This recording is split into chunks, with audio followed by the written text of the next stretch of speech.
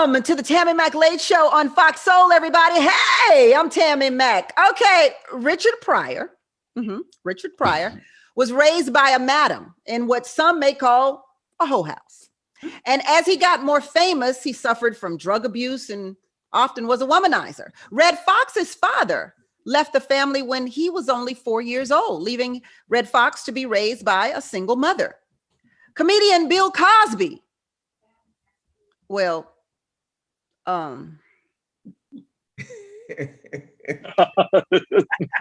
comedian Tiffany Haddish talks about living in foster care and raising her siblings and living out of a car while on her trek to comic fame and fortune. And Cat Williams, well, he's had a tattered past with the law. These are some of Black folks' most popular comics of yesterday and today. And they have us ROTFL and LMAO every time we enter their space. But comedians are known to have dark past and sometimes live dark days. Somehow, they still manage to make us laugh. In a small room filled with unknown crowds, these people who seem to need escape themselves are helping us escape. But perhaps just as they are our escape, we are their escape. Tonight, the business of being Black on the Tammi Mac Late Show is comics life away from the funny. Please welcome director, actor, and producer, you know him, Brian Hooks. Hey, Brian. Yay. How you doing? It's all good. Comedian and host Mike Mizzle's back on the Tammi Mac Late Show. Hey, Mike. Hey. Comedian and influencer Angelina Spicer. Hey, Miss Spice. Hey, what's going on? And comedian, actor, and writer Ron Taylor is right here by our side too. Hey, Ron. Right on. How's it going? It's going excellent. I want to start with why. Why should Black people care about a comedian's past and what a comedian has been through away from the stage? Anybody, go. I feel like we as Black people can you hear me? Yeah. Okay. I feel like we as Black people are the only ones that feel like we need to erase the entire artist. I mean, we see it every time an artist every time a celebrity gets in trouble. Like we don't use colors, so I'm gonna say the Pilgrims. Every time a Pilgrim gets in trouble, it's brushed under the carpet. They was having a bad day. It was a bad year. It was a bad life. But when it comes to us, we're expected to delete the entire artist, delete the entire actor. And I just feel like we need to not do that. We need to separate. It's like kind of like church. Separate the pastor from the word of God from the man who's delivering it. Separate the singer from what he's doing like behind the scenes. And we, for some reason, can't do that. And I don't know why that is. Do you think Black people can't separate the artist from their activity, or do you think Pilgrims can't separate the artist from their activities? I think it's us. I think it's us because when you think of people, when you think of like I get asked all the time, do you still listen to R. Kelly's music? Ma'am, R. Kelly's from my town, and he was my graduation song. It was my prom song. My firstborn child is responsible by R. Kelly. So you want me to delete my entire history for, and so I'm like, I can separate. Yes, he is where he needed to be for doing what he did. But that doesn't, when I turn on, Stepping in the Name of Love, I'm not thinking about, I'm not thinking of some dancers trapped in the basement doing some strange for a little change. Mike Mizzle, it sounds like R. Kelly owes you child support and alimony, my brother. Brian. No. He was my world. I can't let him go. He was there when my penis came out. What am I supposed to know?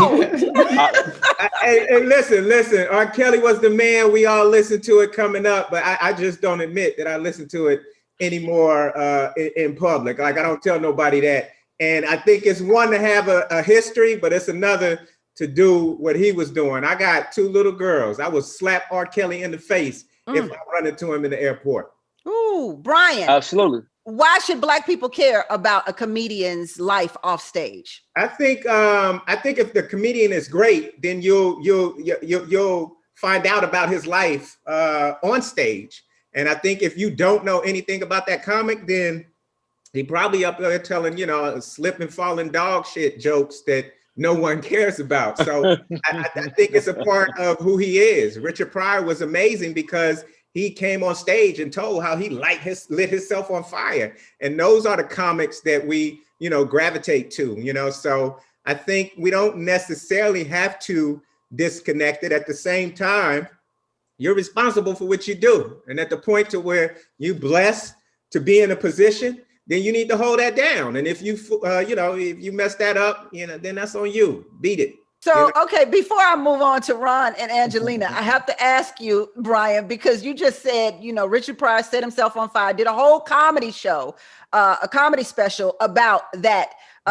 He was freebasing and set himself on fire. So it wasn't like he accidentally, kept the bacon cooking for too long. The brother was freebasing, right? Right. And so I have to ask, so if Bill Cosby gets out of jail and does a comedy special on giving these women these quaaludes and raping them, are we good? And does that make it okay? He's going back to jail if he does that. He's going directly back to jail. He will not pass go or any of that. So he better tell some slip and falling dog poo jokes and leave that one alone. Mm-hmm. Okay. All right. Angelina, let's go. Why? Why should Black people care about a comic's life off stage? You know what? I think that not only Black people, but the world should care about how we live our lives outside of what we do, because what we do informs how good we are at what we do. Kind of like what Brian said, a comic's life's choices, mistakes, triumphs in life, that informs your jokes. And that's what makes you relatable. The more checkered your past, sometimes the funnier you are. You can't be up there, doing dog flipping poop jokes. Yeah. People want to hear about your real life mistakes. One of my girlfriends had a joke about, how, her man was allergic to nuts. And she was like, how do you expect me to be able to take a nut and you can't? Yeah. Right. So that our real life informs what we do on stage. Making bad dating choices, dating the wrong people, marrying the wrong person, being married too many times, having kids that you don't like, your kids making bad decisions and they're reflecting on you. That's what gives you the purpose behind what you're doing on stage. If you have no purpose, then you up there telling dog slipping poop jokes. Come on now. Yeah. Get into it. Y'all keep dissing the dog slipping poop jokes, but that was Eddie Murphy's very first joke, if I'm not mistaken. Was it Eddie Murphy or was it? So if you still telling that joke today in 2021, you need to kill yourself. That's my point. Right. And that wasn't Eddie's only joke. That wasn't Eddie's only impression. It wasn't that wasn't the beginning, middle, and end for Eddie Murphy. Eddie Murphy has a wealth of trauma, a wealth of characters, a wealth of talent to bring to the table. But if all you doing up there is just, basically jacking off, don't nobody want to see that. Okay. I was just saying, thank God for humble beginnings, and the slip dog pooping thing it's humble beginnings at its best. Ron, why should Black people care about a comedian's life off stage? Well, I think it's one of them situations where it's not like it's needed, but it would benefit you. It'd be helpful. I always say with comedy, it's like the more you know, the more you can laugh at. Like somebody might be telling the dopest joke in the world in Spanish. If I don't know Spanish, I ain't gonna find it that funny. So you might laugh at somebody and you don't know nothing about their life. But the more you know about their life, you have a better investment, a deeper investment, so that you can get something back out of it more. So you ain't got to know about their life. You don't have to be that invested, but you do have to remember that the deeper you are in something, the higher your chances of like getting hurt or getting disappointed. So if you're deeply invested in a person, now you can enjoy that person more. But also if that person disappoints you, now you're hurt more. So there's a risk reward system to being invested in any type of entertainment. Good point. I have to give y'all a little bit of pushback on this. using your life as your material, because Red Fox didn't really use his life as his material. Mums Mabley didn't really use her life as her material. I mean, a lot of those earlier comedians did not use their life's situation outside of the funny as material. It didn't really start, I would say, probably till around Richard Pryor. So how do you feel about those comedians that they don't want to get all into their life on stage? They just want to tell jokes. Is that passé today to just tell a joke? No, not at all. If they're doing it great, that's one thing. But I think we were just saying that there has to be some depth to what you're talking about on stage. And when you bring your own life and your own self to it, you automatically going to achieve some depth in what you're talking about. Now, if some of those folks who you name who are brilliant and you're able to pull that off, then that's fine. But this surface stuff to where we don't know you, we can't relate and we don't care, and I walked out and I hit the grass and then I slipped and I looked down and there was some dog poop. We don't want to hear that. Yeah, I agree with. Go ahead. Go ahead, Mike. I personally enjoy the depth of thought. So no, I don't feel it has to be about your personality or your life. I do appreciate that. That might even be my preference, but I just want to hear the depth of thought. Louis C.K. when he slipped in some poop, but Louis C.K. he's got like virtual poop. But when before he got into trouble, he would have jokes that were simply about walking around his minivan and getting in the car, being away from his family for a few seconds. That's not a very deep thing, but he was deep about the thing. So I think that's what we all kind of getting at. It's like, whatever it is you're talking about, get deep with it. Jim Gaffigan tells some very deep jokes about Hot Pockets. So whatever it is, I want to know that it's not just surface level. I got it. Yeah. When you can go deep about Hot Pockets, you on point. You at the top of your game. When you can go. Yeah. Surely there is something deep about slipping in dog poop. It's gotta be. It's gotta be. We're on a rolling theme here tonight. Dick Gregory got deep. He didn't get too much into his own personal life, but he talked a lot about politics and a lot about racism and what's going on. Long before this became a thing on a comic stage. And we've got to give George Carlin some credit, even though he was a white comedian. I mean, he really, really laid it thick in terms of where the world was, and particularly America was, when it came to race and when it came to the government, if you will. Mm-hmm. Yeah, and I think too, social media plays a part in it too. Social media and reality TV, Tammy, to your question about whether or not it's a good idea to bring your own life into comedy.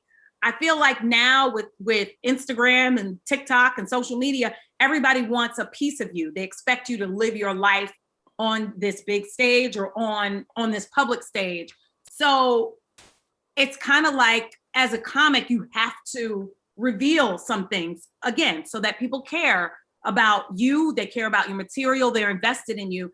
And plus, I feel like too, the more you share about your own personal life, the more fans you get. Because people find you, they relate to you. Look, Angelina, I don't have no kids, but I can't tell you how many times I shared your video about how bad you look now that you are a mom, but how fly your child look. Every time he goes to school in the morning. I shared that video to every friend I had who had a child, and they were like, girl, it's me, girl. Yes, all day, every day. Teeth ain't brushed. I'm looking homeless, but my baby's hair is laid. Your baby is shitty sharp, honey. Shitty sharp. We're going to come right back on the Tammi Mac Late Show on Fox Soul. We're going to take a quick break. Soulmates, I see you. We're coming to you next. Welcome back to the Tammi Mac Late Show on Fox Soul. Tonight, the business of being Black. Are Black comedians off stage? I feel weird saying Black comedians. Like, why I got to label y'all? Like, Black comedians? We Black, no, we Black. You can't say nothing no more. You can't say Black. You can't say white. You can't say Mexican. You can't say nothing. What can you say today? And speaking of what can you say, like, as comedians, first, this was supposed to be my first question to ask you all, and I really do want to know, because with COVID, we have been in a pandemic for almost a year and a half now, a year and some months, okay, depending on when it started for you. but how are you all doing? Ron, I want to start with you because I know that the pandemic has hurt artists who travel and artists who, reap the benefits of having audiences. If you don't have an audience, you can't make the money. So in an honest way, I want to know how you all are doing. So Ron, how are you doing and how have you done during this pandemic as a comic? Well, you know what? I'll say about myself personally first. Aside from the obvious tragedy that's taken place, the sickly people, the loss of lives, and all the crazy things that's been happening politically, the sabbatical, if you will, away from comedy for me has been pretty eye-opening. I started comedy at 18. I'm 29 now. My entire adult life has been comedy, and it's not been Kevin Hart, Eddie Murphy comedy. It's been grind comedy. So my entire adult life, I've been grinding out with adults and other children. And this is the first time since I've been 18 that I have not been going out to bars every night. So that is, I've gotten a big benefit from that. Have I missed it? Of course. Heck yeah. Have I missed out on money? Yes. Hundreds of dollars I've missed out on, but the actual time to myself, I've been able to like. Well, if you're just missing out on hundreds, I can make it rain for you, brother. I missed out on the hundreds of dollars, and I've missed out on so many drink tickets and free meals. But yeah. But the time to myself, I've really been able to like find different things and be an adult in different aspects. Like I did my taxes because I've been getting so much unemployment. I never had to do taxes. I did taxes. You know what I'm saying? So I've got IRS letters now. I know how to. I have a local butcher. I didn't even know we had local butchers here because I'd just be watching YouTube and I watch the white ladies show you how to cook different meats. And it's like, go down to your local butcher. And I was like, this is not 1874. I just got Ralph's. But then I found a local butcher. So I'm finding different places in my areas. It's been This nice has been good for you. This has been good for you. There's been some good aspects, yes. What about you, Mike? For me, it's been a gift and a curse. I'm the same way. I missed the show because for me, comedy was therapy. So I was in therapy once or twice a week. I was feeling great. I was doing real good. I would unload all my problems on people, and then they go home and fight each other, and I'd go home and make me some tacos or something and feel great, feet up. So it was I was like I was out of therapy. So I was kind of losing it for a minute, especially being stuck in the house and stuff like that. But my family is crazy, so I just flew home and was surrounded by like 14, 15 maniacs because you really don't realize how entertaining drug addicts are until you go back and visit. And so I was thoroughly entertained for a little while, but I agree with Ron. I did find something to do at the time, so I ended up getting into script writing, and so I wrote a couple projects that I'm really happy about. And so you'll probably see those at the local crack house or the meth lab or something somewhere. At the butcher. At the butcher, we'll see it at the butcher. Yeah. Oh no, the butcher. I can't afford the butcher. But Mike, has this pandemic affected you financially? Well, like. Comedy never paid the bills for me. Like it's really something that I truly and genuinely enjoy. Like I do the clubs in LA, but I do a lot of underground spots. I do a lot of shows that don't pay. Yeah, so it's for me. It's the genuine, like I said, it's the genuine love to make people laugh. What's your real job then, Mike Mizzle? What you doing out here? He's my local butcher. I told you. Right. No. Right. I got a couple. I have a pharmacy. Who the hell are you? Why are you even on this show? I'm a barber. I build codes. Okay. A band nurse or something. He's got to go to work right now. Okay. I'm an essential employee. Okay, I'm out here being essential in these streets. But no, I've been a barber since I was 13 years old. So I always have that. And so people start knocking on my door like, bro, the barbershop's closed. You got to open the chair back up. And I'm like, I don't know about that. Y'all not coming here. I don't know how y'all clean at home. I don't know if I need y'all to take bleach baths and stuff like my mama taught us. Like y'all can't, y'all just wash your hands 10 seconds and come knocking over. So well, if you're a barber, then you don't know nothing about the IRS either. You write the law. Hold on. Yes, yes, I do. I filed my little $3,700 worth of taxes. Yeah, 3,700. Brian, Well, if you only count the cash. Brian, I know that you are also a producer and you're a screenwriter as well. So has this pandemic hurt you in any way? It hasn't. I've been blessed because, you know, when I make movies. So, and I make independent films, and that's been my foundation. So, me and a buddy, when I started, we made this $13,000 film movie. When we finished, it was absolutely horrible, but it was funny. And it was 90 minutes. You're not talking about 3 Strikes, are you? No, I'm talking about okay. I'm talking about the movie. It was on the heels of Fat Beach that had done extremely well. So we put this film out that was horrible, but funny. And that $13,000 film went on to make $800,000. And so from there, we found a little niche to where we can make these modest budget films and release them through these mid-level distributors and, you know, build a foundation. And so I've learned everything I need to know about making a film from start to finish. So with the pandemic, I was able to shift focus and regroup and adjust so that I can shoot during the pandemic. And so I wasn't at the mercy of a studio or somebody saying, okay, you can go work. I figured it out and I was able to push forward. So because of that independent background, it's been a blessing because, you know, I don't want to do comedy for no money. I love it, but I can't.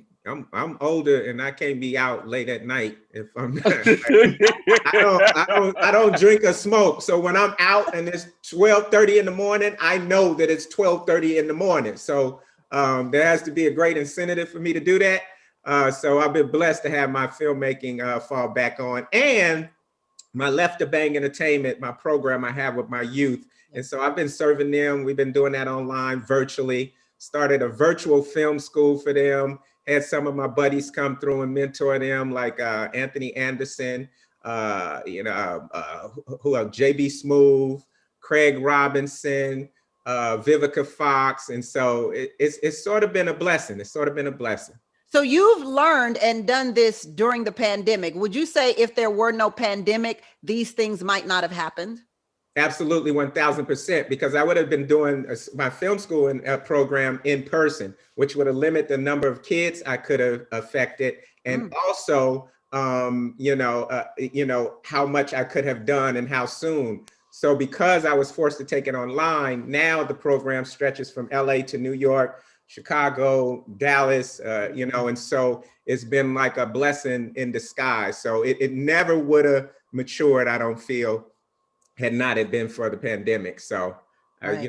I'm gonna circle back around to that film, but I got to get to Angelina here. So how has this affected you? Obviously not at all, because you do swell when it comes to social media. Thank you. I appreciate that, Tammy. It looks like I'm boring. However, I was depressed for a long time. Okay, let's get into it. First of all, this is a quarantine. Okay, ain't nowhere to go. No. I'm homeschooling my 5-year-old. I'm sitting here looking at my hashtag White Bay every day at the dining room table, clicking on a computer, taking calls, Zoom calls, and at first I really tried to like create a routine and, be productive and, go and work out with my daughter and go for walks. And after a while I was like, oh no. This was a huge trigger for me as a mother who suffered very bad postpartum depression. This felt like the walls were caving in on me. I wanted to scream out for help, but I couldn't scream to nobody because we looking at each other all day, every day. Right. So this was rough for me. Yes, I create my little TikToks. I have a substantial following on TikTok, but I found it hard to like get motivated. I haven't written any new jokes. Luckily, right before the pandemic, I shot my first stand-up special about having postpartum depression.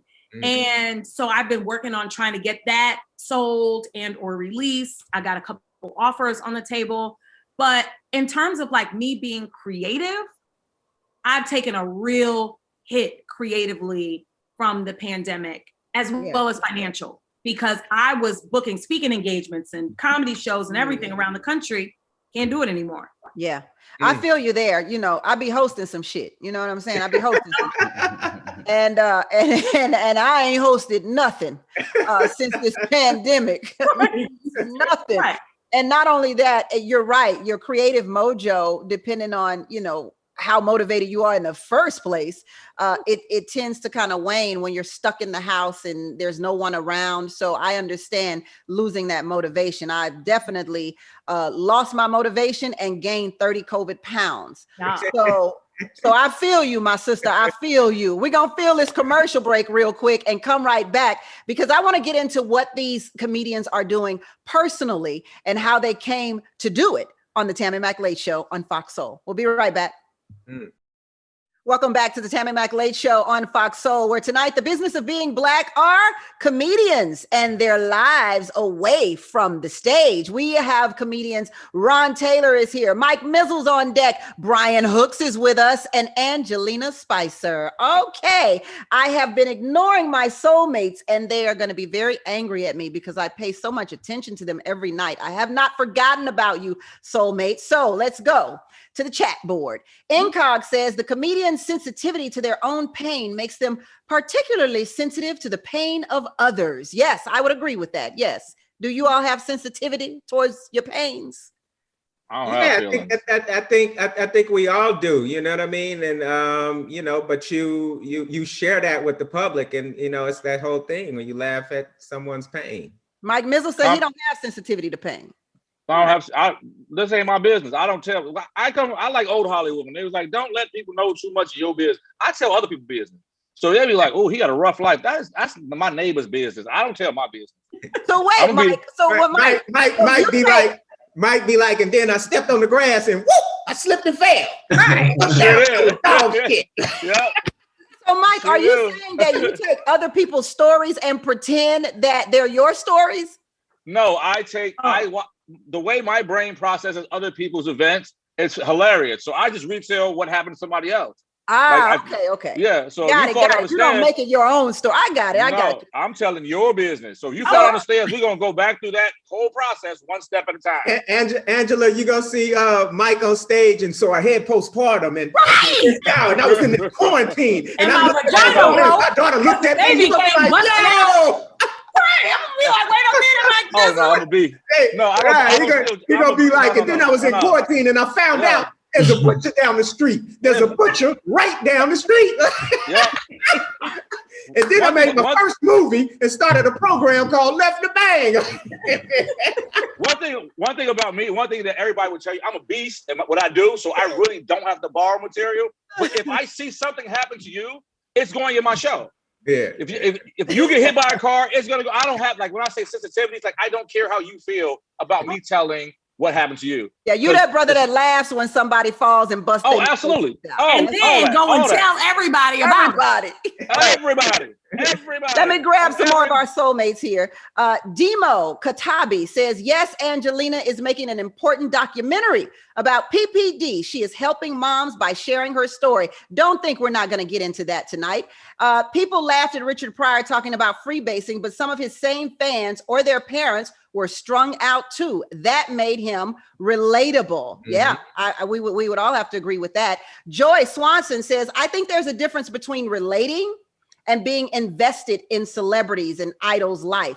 Maybe I didn't understand the topic, but I think that much investment might breed obsession and entitlement. Oh, so she's saying that to get too much into a celebrity's life, you become a little obsessed and you start to idolize these celebrities so that when they do slip and fall in that shit that Brian's talking about, now you got boo boo on you too. Yeah. Yeah, you're all sad like it was your daddy. You know what I'm saying?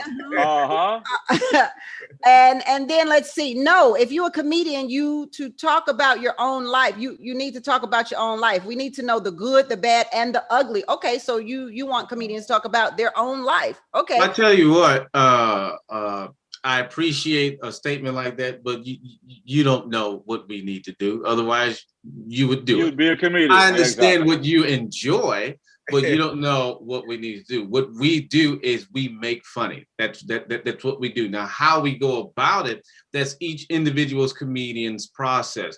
Funny is simply a difference of what you feel and what you know, some type of juxtaposition. Now, what type of juxtaposition a person chooses to use or speak on or point to, that's up to them. But if I don't have to tell you about if I don't want to tell you about my life, I don't have to. That doesn't mean that I can induce laughter in you. Exactly. Okay, speak, brother. I want to take. When is your class, Ron? I want to take his class. When does that Zoom class start? Brian, up right now. Professor Ron Taylor. Brian, we want to get into your business a little bit. I'm going to start one place and then I'm going to head into another place, if you don't mind. Okay. So you were talking about this newfound independent films that you were making. And I was talking about Angelina and how successful she is on TikTok and on social media. So when you talk about taking $13,000 and having a distributor take that film, and then, you're close to making $1 million on a $13,000 project, are we talking about films in a traditional sense, or are we talking about films, distribution? Are we talking about distribution in a traditional sense, or are we talking about distribution on digital platforms, or are we talking about both when you mention that? Both. I mean, back then when it started, the digital wave hadn't hit, but now that the digital wave is here, there are even more avenues to monetize off of your work. So, the independent world is just wide open right now, and it's such an independent friendly time. And when I started, that wasn't the case. I was just very business minded and sort of accidentally on purpose found this ground, which turned out, to be the foundation for me and what's, sustained me and fed my family. But now there's so many outlets that if you're able to complete a film that's good, you're going to be able to monetize if you know what you're doing and you handle your business correctly. So, or in your own words, not even that good. That's true. And that's another thing. You got to step out and, you can't get stuck in the planning state. We all just over plan. You have to step out and go, because over planning and planning, that's just another form of procrastination. Now, had we been waiting for the ideal time, I probably wouldn't be here right now. But I stepped up. I put my money where my mouth is, and took a shot, and it paid off big. And like I said, it's been my foundation for everything that I've learned, to where I can go and make a film, during the pandemic with no one's permission, and be able to finish it from start to finish. And look, I feel like I'm on the Brian Hook Zoom class, because I just saved $50,000 to produce a film with my film company, right? You just told me you did one for $13,000, so I'm gonna divide that by 5 and do 5 of them. Now that was a long time ago. I don't want to say how long ago, but that was a while ago. But for 50, if you got the right people around you and in place, you can make a great film. I saw one of your billboards. I think it was at Roscoe's Chicken and Waffles at the top of one of your independent projects. Yeah, that's good marketing. That's good marketing. It's a different lane. You know what I mean? You have to set your standards with what success is for you. I was always business minded, and so I make my small films. And when a studio or whatever makes a film, they might make $10.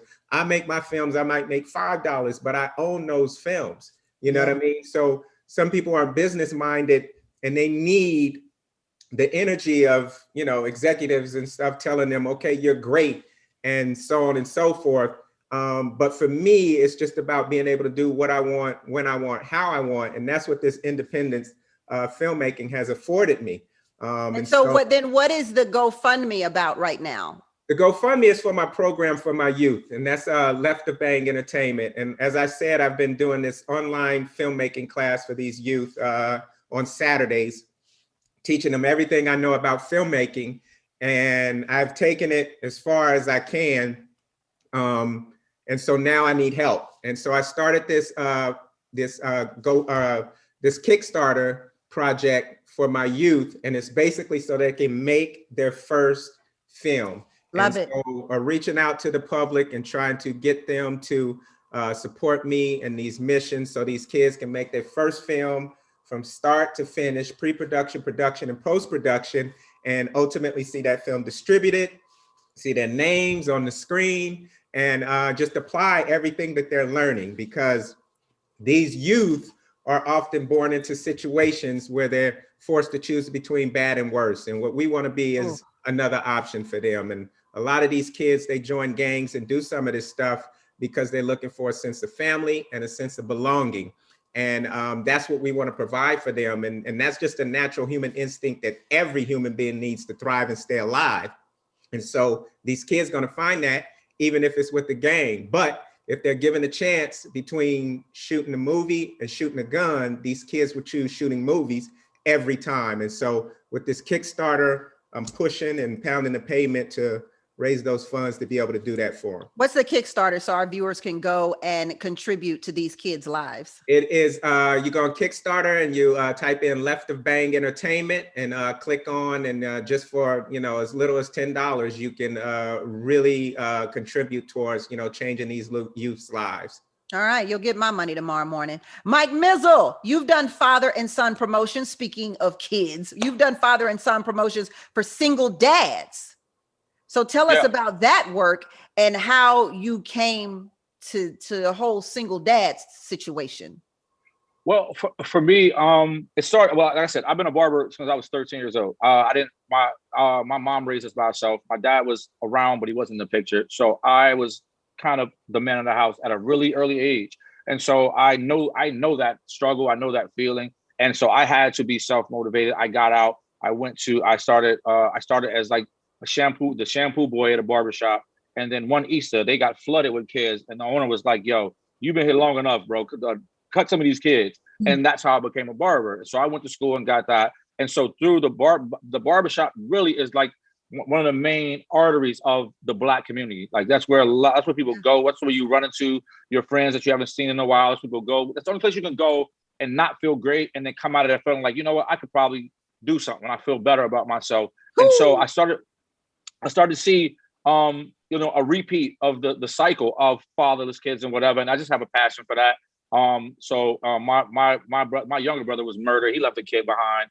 I raised him. And so I just have that passion. So what we do is we do back to school drives. We do like clothing drives. We even for like the seniors, we do blood pressure screenings and stuff like that. Because we had a guy that fainted one time in the barbershop, and we were ahead of it because one of the barbers had realized that the symptoms of a stroke. So it's like we're very instrumental in the lives of the people in the community, and we saw a need where sometimes you can afford a haircut, but only for yourself. Or fathers would get their kids and there was situations where they weren't in the home, and they would get their kids and they would try to take them places that was instrumental and like spend quality time with them. So we wanted to provide that at the barbershop. So we created programs where if the father paid for his haircut, so like here in LA, we were legends.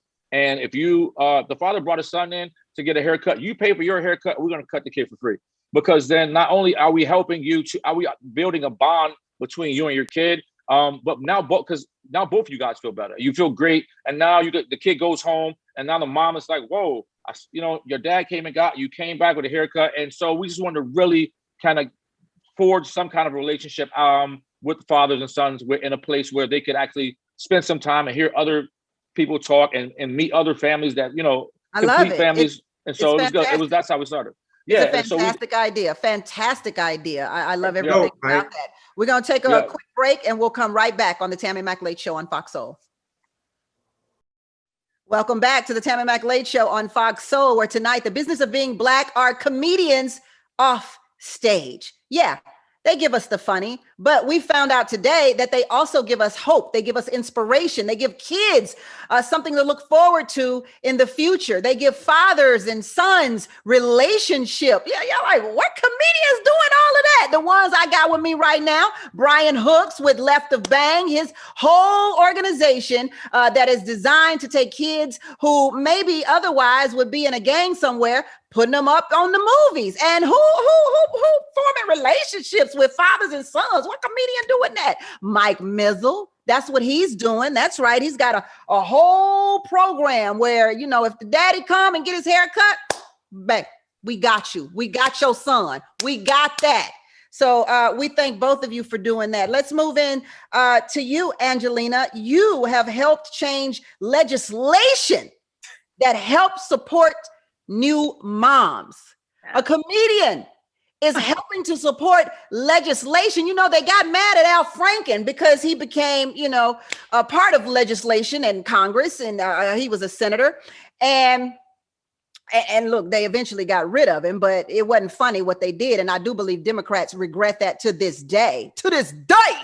But the fact that comedians can do more than just make people laugh and could actually be an intricate part of society. Tell us about this legislation that you've changed and how you even started this trek. Well, it true Angelina Spicer fashion started A, by accident, and B, on social media. I was suffering in silence with postpartum depression. And, you know, I was trying to pray it away, like all Black folks tell you to do, you know, take it to the Lord, take it to the throne. And I eventually took it to therapy. And finally, my therapist looked at me and told me, you need to go inpatient to get treated for this. So that's what happened. I went inpatient. I got treated for postpartum depression and anxiety.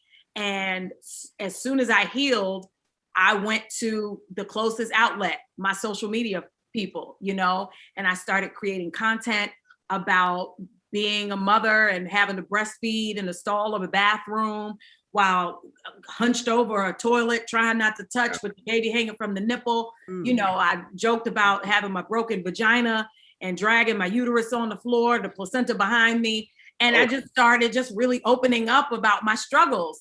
And then I took it to the stage. That's a horrible picture. Dragging your placenta behind. That's horrible movie. That's like Get Out Part 2. Let that sit there. Get out. Like, get out Part 2. Like, come out. Like, come out. But that's the truth. And that's what nobody's talking about on social media, especially they're not making it funny. You know, so I found the light in my situation eventually. And then I just started talking about it on social media, making content about it. And then an organization approached me to be a spokeswoman for it, for postpartum depression. And then that's what really took my mission to the next level. That's when I started lobbying in Sacramento to change legislation. I'm working with Kamala Harris now and Dianne Feinstein on legislation, on national federal legislation now. And all the while I started, you know, creating content, making fundraising for a documentary about postpartum depression that includes comedy, that includes animation, that includes all these different types of media to kind of switch up the way we talk about this stuff. You know, I feel like so many moms are struggling in silence like I was. And I was just like, there has to be another way to get this message out that's not the same old humdrum, you know, crying, you know, putting my baby in the oven, you know, cutting up folks, dropping folks, you know, in the lake. There's got to be a different way that we can reach moms before it gets to that point and, you know, find some commonality in it. So I just started creating content, and then here we are. What is the legislation that needs to be changed, Angelina? Well, the legislation that we changed here in California, and I was a part of a team, but a very dedicated, committed team. I went up to Sacramento to testify and to support these bills about half a dozen times. But the legislation that I helped change was mandatory screenings across the state of California, both while the mother's pregnant and once she delivers the baby. Because like me, I didn't know that my postpartum depression and anxiety started when I was actually pregnant, and it exacerbated once I had my daughter and my hormones were just going crazy. So this is a mandate on screenings during pregnancy and after. What are you screening? What is the screening? Screening what? Actually, there's actually like state formulated guideline. a questionnaire that a doctor has literally sit at your bedside and read these questions and examine you as you answer them. Got it. You can't lie. You can't sort of skirt the truth. You have to be honest. But it's all formalized. So whichever hospital you go into in California, you're going to get these screenings.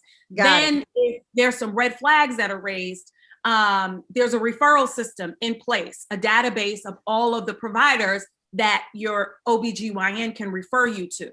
That was the second part of the legislation. And the third was actually training doctors, nurses, and medical staff on how to implement these new laws.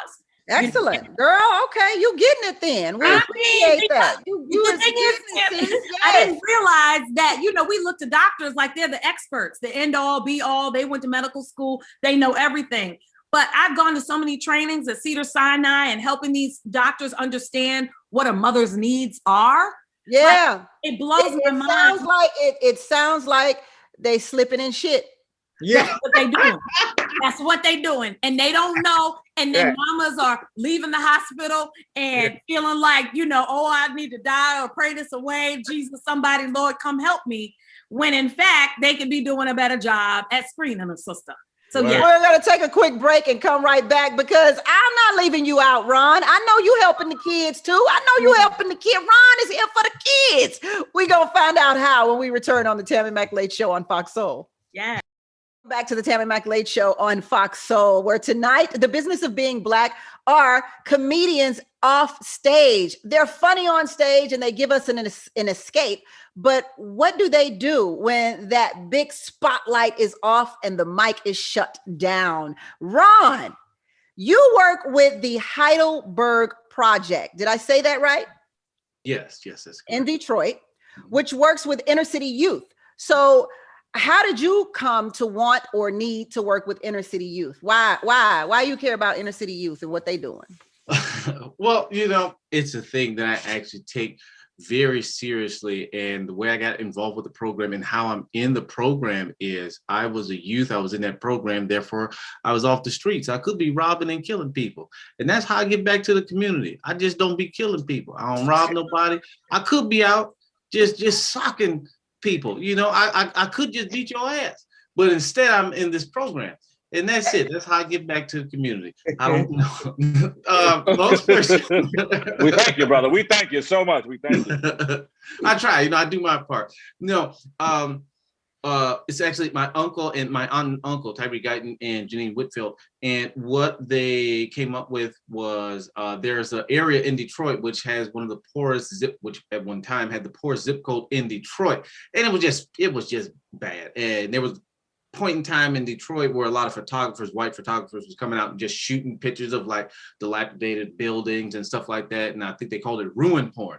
Well, there were people living in those ruins. So what my uncle did, Tyree, he pretty much took that, all like the trash and different things like that and broken toys and like refashioned it and turned it all into artwork. So there's an entire street in Detroit called Heidelberg, and they turned that entire situation into the Heidelberg Project. It's actually the second largest outdoor museum on the planet.